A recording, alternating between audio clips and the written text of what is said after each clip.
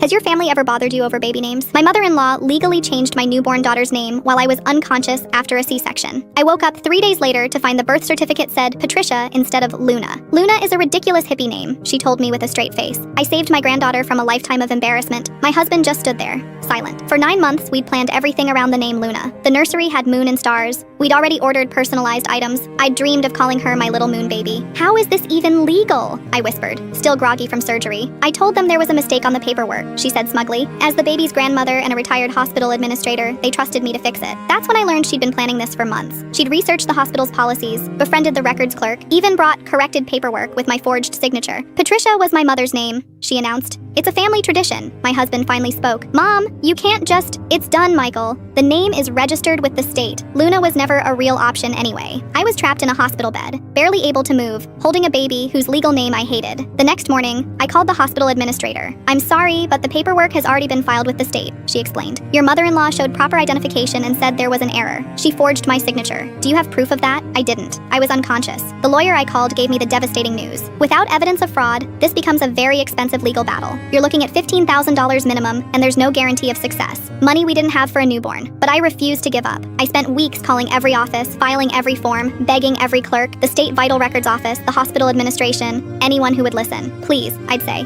This is my daughter's identity. I never consented to this name. Most hung up on me. Finally, after 2 months of fighting, I found one sympathetic clerk at the vital records office. Honey, she said quietly, I've seen this before. Bring me any evidence you have, texts, emails, anything where she admits what she did. I went through everything. Then I remembered, she'd sent a group text to the family announcing the birth. Patricia Rose Johnson has arrived. I made sure she got a proper family name instead of that Luna nonsense. That text message was enough. The clerk helped me file an emergency petition. 3 weeks later, we had a court hearing. My mother-in-law showed up with her own lawyer. Your Honor, her attorney argued, my client was simply helping correct what she believed was a clerical error. The judge read her text message aloud. I made sure she got a proper family name instead of that Luna nonsense. This clearly shows intent to override the parent's choice, he ruled. Birth certificate will be corrected to Luna Rose Johnson. My mother-in-law's face crumpled, but the real victory came later that day. My husband, who'd been silent through this whole ordeal, finally found his voice. Mom, he said quietly, you're not welcome in our home anymore. Michael, please, you stole my daughter's identity. You forged my wife's signature. You traumatized her during the most vulnerable time of her life. She started crying. I